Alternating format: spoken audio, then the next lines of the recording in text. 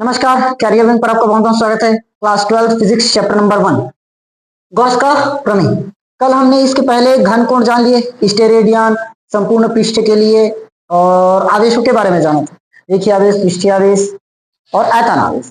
आज है गॉस का प्रमेय। मोस्ट इंपॉर्टेंट क्वेश्चन है, कई साल पेपर में आए हैं, 2025 में भी आया था, इस साल भी चांस है आने का। ठीक, चैप्टर का पूरा लगभग सबसे इंपॉर्टेंट क्वेश्चन यही है, गॉस का प्रमेय। क्योंकि आगे जितना भी डेरिवेशन पढ़ेंगे, हर एक डेरिवेशन में अब गॉस का नियम लगेगा और रिलेटेड होगा, इसी से क्वेश्चन बनेगा। ठीक, तो आज क्लास मिस मत करना, शुरुआत से लेकर लास्ट तक देखना। देखो गॉस का प्रमेय होता क्या है, सबसे पहले उसको समझो। किसी बंद पृष्ठ से गुजरने वाला जो संपूर्ण वैद्युत फ्लक्स है, वैद्युत फ्लक्स को किससे दर्शाते हैं? Phi E. किससे दर्शाते हैं? Phi E. किसी बंद पृष्ठ से गुजरने वाला संपूर्ण वैद्युत फ्लक्स फाई ई, यही होता है।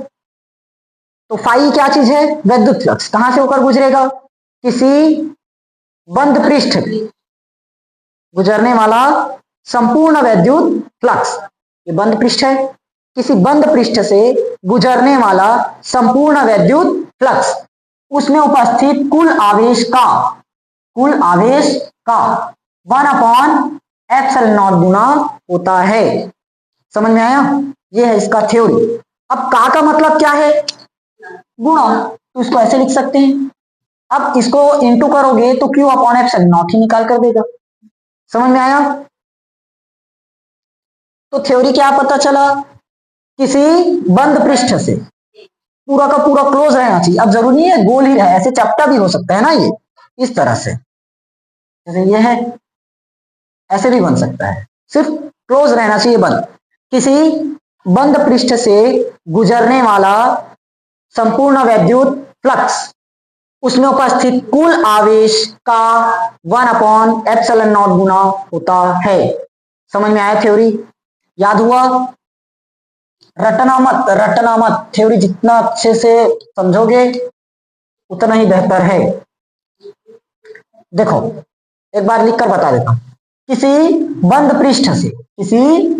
पृष्ठ से गुजरने वाला संपूर्ण वैद्युत फ्लक्स, उसमें उपस्थित कुल आवेश का 1/ε0 गुना होता है। समझ में आया थ्योरी? क्लियर हुआ ये? अब देखते हैं इसकी उपपत्ति करना, मतलब सिद्ध करना है। सिद्ध करेंगे, सिद्ध लिख सकते हो या उपपत्ति लिख सकते हैं। उपपत्ति देखो, माना एक बंद पृष्ठ ए है, माना एक बंद पृष्ठ क्या है? ए, जिसका मध्य बिंदु क्या है? ओ। माना एक बंद पृष्ठ ए है जिसका मध्य बिंदु ओ, या तो केंद्र बोल सकते हो, जिसका केंद्र क्या है? ओ। समझ में आया? जिस पर क्या उपस्थित है? Plus Q R. समझ में आया? माना एक बंद पृष्ठ क्या है? ए, जिसका केंद्र, इसको बनाओगे तो बीच में ही बनाओगे ना, चित्र थोड़ा सा ढीला है। माना एक बंद पृष्ठ ए है जिसका केंद्र बिंदु ओ है, जिस पर प्लस क्यू आवेश उपस्थित है। इससे आर दूरी पर एक बिंदु पी है जिस पर वैद्युत क्षेत्र की तीव्रता ज्ञात करनी है। समझ में आया? अब मुझे बताओ, वहां पर ये गया वैद्युत क्षेत्र ई वेक्टर और ये उसका क्षेत्रफल D A vector. E vector और डी ए वेक्टर के बीच का कोण थीटा है। समझ में आया? तो बिंदु पी पर क्या निकलेगा? वैद्युत क्षेत्र की तीव्रता। थ्योरी समझ में आया? जितना बोला उतना ही लिखना। माना एक बंद पृष्ठ ए है जिसका केंद्र ओ है, जिस पर प्लस क्यू आवेश उपस्थित है। इससे आर दूरी पर क्या है? एक बिंदु P जिस पर वैद्युत क्षेत्र की तीव्रता ज्ञात करनी। ई वेक्टर और डी वेक्टर के बीच का कोण थीटा है। समझ में आया? आर दूरी मतलब आर ही त्रिज्या होगी ना यहाँ। समझ में आया? क्योंकि ये केंद्र है, केंद्र से परिधि तक की दूरी त्रिज्या होगी। क्लियर हुआ थ्योरी? बोल लोगे क्या क्या है? माना एक बंद पृष्ठ ए है जिसका केंद्र ओ है, जिस पर प्लस क्यू आवेश उपस्थित है। आर दूरी पर बिंदु P है जहां पर वैद्युत क्षेत्र की ज्ञात करनी। ई वेक्टर और डी वेक्टर के बीच का कोण थीटा है।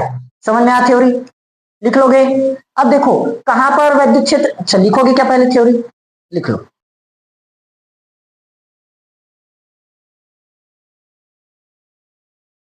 आगे का समझ देखो, ये व्यंजक ना मैं दो प्रकार से बताऊंगा, एक तो पूरा डिटेल में जो पुस्तक में है वो, और एक इसका शॉर्ट फॉर्म भी है जो एग्जाम में भी लिख सकते हो, उसमें भी मिल सकता है। सबसे पहले एक टाइप समझाते हैं, उसके बाद दूसरा टाइप भी बता, ठीक? इजी टाइप पहले करोगे, पहले लॉन्ग करते हैं, उसमें भी दोनों का दोनों सरल है, ज्यादा फर्क नहीं आएगा। देखो बिंदु पी पर क्या निकालना है? वैद्युत क्षेत्र। बिंदु पी पर वैद्युत क्षेत्र की क्या निकलेगा? तीव्रता। देखो ई बराबर पता है अपने को 1/4 pi epsilon naught Q divided by r का स्क्वायर। समझ में आया लगेगा? इसको नाम दे देते इक्वेशन नंबर फर्स्ट। क्लियर? अब देखो ई वेक्टर और डी वेक्टर ये दिया है। सबसे पहले मुझे ये बताओ, डीए क्षेत्रफल से गुजरने वाला वैद्युत फ्लक्स, अभी संपूर्ण वैद्युत फ्लक्स नहीं निकालेंगे, छोटे से क्षेत्रफल से गुजरेगा मतलब छोटा सा ही वैद्युत फ्लक्स निकलेगा, तो क्या लिखेंगे? डीए क्षेत्रफल से गुजरने वाला वैद्युत फ्लक्स, डीए क्षेत्रफल से गुजरने वाला वैद्युत फ्लक्स, तो ये क्या बनेगा? D phi E. संपूर्ण के लिए निकालेंगे तो सिर्फ फाई ई, डी लग गया मतलब छोटा सा क्षेत्रफल, और फाई का मतलब संपूर्ण क्षेत्रफल। तो अगर यहां संपूर्ण लिख रहे हो तो डी मत लगाना। समझ में आया? क्या होगा? ई vector into D A vector, इसको तो पहले ही बता रखी। अब देखो ई vector into D A vector formula है क्या? E D A cos theta, पता है? ए वेक्टर इंटू बी वेक्टर बराबर ए बी कॉस थीटा, ये होता है ना? तो ये आ गया। अब बताओ समीकरण एक से क्या रख सकते हो? ई का तो डी फाई ई का मान 1/4 पाई एप्सिलॉन नॉट, और इसको ऐसे ले लो कॉस थीटा बटे आर। अच्छा क्यू भी बचा है क्या? आर का स्क्वायर। समझ में आया? ये पूरा का पूरा इतना क्या है? ई का मान है 1/4 pi epsilon naught Q divided by are square. मैं सिर्फ इसको इसमें ला दिया कॉस थीटा बटे आर स्क्वायर करके, और इनटू में क्या बचा? डी, डी ए भी तो बचा है। समझ में आया? अभी किसके लिए निकाले थे? डी ए क्षेत्रफल से। अब संपूर्ण वैद्युत फ्लक्स, तो संपूर्ण वैद्युत फ्लक्स के लिए क्या करना पड़ेगा? समाकलन, समाकलन जोड़ने का काम करता है ना। अब समाकलन करने से पहले एक चीज को हटाओ, क्योंकि cos theta divided by are square, cos theta divided by are square, ये क्या चीज है? अच्छा इंटू डी ए भी तो है क्या? एक मिनट, ये छूट गया। D A cos theta divided by are square, ये क्या है? देखो देखो देखो देखो, डी ए कॉस थीटा, ये डी ए रहा, और ये थीटा, डी ए कॉस थीटा, इसके द्वारा कहां पर केंद्र पर क्या कोण बना है? डी डब्ल्यू, डी ओमेगा, और ये क्या है? घन कोण। अब समझ में आया? किसी पृष्ठ द्वारा केंद्र पर बनाया गया कोण। तो देखो ना, ये डी ए छोटा छोटा सा क्षेत्रफल है, और इस क्षेत्रफल से थीटा कोण ए, इस क्षेत्रफल के कारण केंद्र पर क्या कोण बना? डी ओमेगा, यही क्या है? हमारा घन कोण। तो डी ए किसके थ्रू बना? कॉस थीटा बटे आर स्क्वायर, ये क्या है? डी ओमेगा, केंद्र पर बनाया गया कोण, घन कोण। समझ में आया तक? अब देखो, तो इस पूरे की जगह, इतने की जगह क्या रख सकते हैं? डी ओमेगा, तो डी फाई ई क्या हो जाएगा? अपने पास ये पहले से है ये, और इस पूरे की जगह डी ओमेगा आएगा क्या? अब देखो, अभी हमने सिर्फ डी ए क्षेत्रफल के लिए निकाला है, अब किसके लिए निकालेंगे? संपूर्ण वैद्युत, हाँ संपूर्ण वैद्युत होगा। अभी छोटे से क्षेत्रफल के लिए निकला था, अब संपूर्ण क्षेत्र के लिए संपूर्ण विद्युत फ्लक्स, तो डी फाई ई का क्या करना पड़ेगा, समाकलन, क्लोज समाकलन, क्लोज इंटीग्रेशन, ठीक, बंद समाकलन। तो 1/4 पाई एप्सिलॉन नॉट और डी ओमेगा, तो इसका समाकलन क्या होगा, फाई ई, जैसे डी एक्स का समाकलन एक्स, वैसे डी फाई का फाई। अब बताओ ये वाली तो कांस्टेंट है, बाहर लाना पड़ेगा, 1/एप्सिलॉन नॉट, अंदर में क्या बचा है, डी ओमेगा। अब ये क्या है, कल ही पढ़ाया था, 4 पाई स्टेरेडियन होता है, इसका मान कितना होता है, 4 पाई स्टेरेडियन, स्टेरेडियन, कल ही तो बताया था ना, भूल गए, समझ में आया कि देखो केंद्र पर बनाया गया कोण ही क्या होगा, घन कोण, वो क्या है, ओमेगा। अब डी लग गया मतलब छोटा सा क्षेत्र के लिए, और ये कर दिए समाकलन मतलब संपूर्ण क्षेत्र के लिए हुआ, किसके लिए, संपूर्ण क्षेत्र के लिए, क्लियर हुआ। तो क्या बना, फाई ई, संपूर्ण क्षेत्र के लिए कितना स्टेरेडियन कोण बनाया था, 4 पाई, कल पढ़ लिए थे ना, तो 1/4 पाई एप्सिलॉन नॉट, इस पूरे की जगह 4 पाई आएगा, देखो 4 पाई से 4 पाई गया, क्या बचा,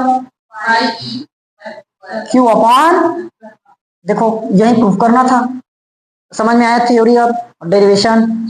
देखो एक बार पी पर विद्युत क्षेत्र की तीव्रता गणना करनी है, E बराबर 1/4 pi epsilon naught Q divided by are square, ये होता है डीए क्षेत्रफल से गुजरने वाला विद्युत फ्लक्स। जब भी अब ऐसे व्यंजक आएगा तो सबसे पहले हम क्या करेंगे, छोटे से हिस्से से गुजरने वाला क्षेत्रफल निकालेंगे, उसके बाद संपूर्ण हिस्से से गुजरने वाला विद्युत फ्लक्स। तो पहले किससे निकाले, छोटे से हिस्से के लिए, मतलब डीए क्षेत्रफल से गुजरने वाला विद्युत फ्लक्स, तो डी फाई हुआ, पता है निकालते हैं, E vector into d vector से, विद्युत फ्लक्स में भी पढ़े हैं, तो D phi E D A cos theta बनेगा, इसका मान पुट किए इतना आया, ये क्या चीज है हमारा, डी ओमेगा, तो डी ओमेगा रख दिए। अब बताया था सबसे पहले छोटे से हिस्से के लिए निकलेगा, अब संपूर्ण हिस्से के लिए, तो संपूर्ण विद्युत फ्लक्स, तो समाकलन करना पड़ेगा, तो डी फाई का समाकलन फाई ई, ये कांस्टेंट बाहर, डी ओमेगा का समाकलन क्या होगा, ओमेगा, और ओमेगा मतलब 4 पाई, समझ में आया, क्योंकि ये पूरे हिस्से का क्या है, संपूर्ण पृष्ठ का, संपूर्ण पृष्ठ के लिए जो कोण कितना बनाया था, 4 पाई स्टेरेडियन, कल पढ़े हैं ना, संपूर्ण हिस्से के लिए जो कोण बनता है 4 पाई स्टेरेडियन बनता है, तो 1/4 पाई एप्सिलॉन नॉट आया, इसकी जगह रखे 4 पाई कटा, क्यू अपन एप्सिलॉन, समझ में आया। इसका एक शॉर्ट फॉर्म है, वो शायद सरल लग सकता है, उसको मैं और बताऊंगा, नोट कर लो इसको पहले, यहां से देखना आप थोड़ा सा, इसको मैं दूसरा टाइप से और बताता हूं। ये तो समझ में आ गया, पी पर विद्युत क्षेत्र की तीव्रता 1/4 pi epsilon naught Q divided by are square आएगा, डीए क्षेत्रफल से गुजरने वाला विद्युत flux D phi E vector into D A vector, यहां तक same, E D A cos theta बना, E D A cos theta, तो D phi E D A, यहां कॉस कितना डिग्री बनेगा, 0 डिग्री। देखो बिंदु पी पर निकालना है क्या चीज, विद्युत क्षेत्र की तीव्रता, कहां से निकलेगा, इस जगह से, मतलब प्लस क्यू के कारण ही निकलेगा, माइनस क्यू तो है नहीं, तो ये कौन सी स्थिति कहलाएगा, इस तरह से सीधा गया है तो अक्षीय स्थिति, और लंबवत रह जाता तो निरक्षीय स्थिति होता ना, फिलहाल अक्षीय स्थिति है, अक्षीय स्थिति मतलब सीधा रहता है अक्ष पर, तो वहां 0 डिग्री का कोण ही तो बनता है क्या, और निरक्ष पर रहेगा मतलब 90 डिग्री, लंबवत का मतलब 90, ये अक्ष पर है मतलब 0 डिग्री बनाएगा, तो ये कॉस थीटा की जगह 0 डिग्री, क्यों आया, समझ में आया। अब कॉस 0 का मान 1 होता है क्या, तो देखो क्या निकला, E इंटू आ गया, अब E का मान पुट कर सकते हो क्या दिया है, 1/4 pi epsilon naught Q divided by are square, आ गया, खत्म तुम लोगों का व्यंजक इस बार। देखो अब किसके लिए निकालेंगे, संपूर्ण विद्युत फ्लक्स, या संपूर्ण क्षेत्र से गुजरने वाला विद्युत फ्लक्स। छोटे से क्षेत्र से गुजरने वाला विद्युत फ्लक्स, अब संपूर्ण क्षेत्र से गुजरने वाला विद्युत फ्लक्स क्या होगा? समाकलन करें, डी फाई ई बराबर 1/4 pi epsilon naught Q divided by are square into होगा डी फाई का समाकलन फाई ई बराबर ये constant 1/4 epsilon naught Q divided by और इनटू में क्या बचा? डी। अब डी ए का समाकलन, डी ए का समाकलन डी एक्स का समाकलन एक्स, डी फाई का फाई ई, डी ओमेगा का ओमेगा, तो डी ए का ये नहीं होगा। और ए क्या है? ए मतलब, अरे मतलब आवेश वाले हो,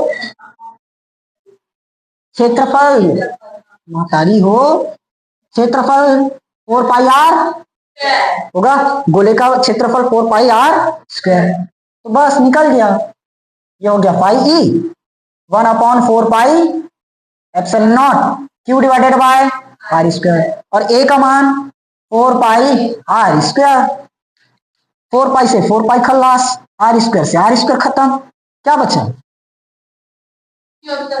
क्यू अपॉन एप्सिलॉन नॉट। देखो इसमें भी निकला, ये छोटा सा लगा, देखो यहां तक क्लियर है। EDA cos, EDA cos theta कितना डिग्री? 0 डिग्री, क्योंकि अक्ष पर है। अब यहां से ईडीए बन गया, ई का मान 1/4 pi epsilon naught Q divided by are square, और इनटू में क्या बचा? डी होगा। अब क्या कर दिए समाकलन, डी फाई का फाई ई, ये हो गया कांस्टेंट, बचा डी, डी ए मतलब ए, उसका समाकलन ए, और ए मतलब 4 पाई आर स्क्वायर क्षेत्रफल, तो 4 पाई से 4 पाई खत्म, आर स्क्वायर से आर स्क्वायर खत्म, डायरेक्ट आ गया। समझ में आ गया? इसको बना सकते हो, चलेगा, उसको भी बना सकते हो, जो भी बनाओ फुल नंबर मिलेगा, कोई टेंशन नहीं। समझ में आया? जो सरल लगे उसको बना लेना, ठीक। कल पढ़ेंगे अपन गॉस के प्रमेय के अनुप्रयोग, कूलाम के नियम की व्युत्पत्ति।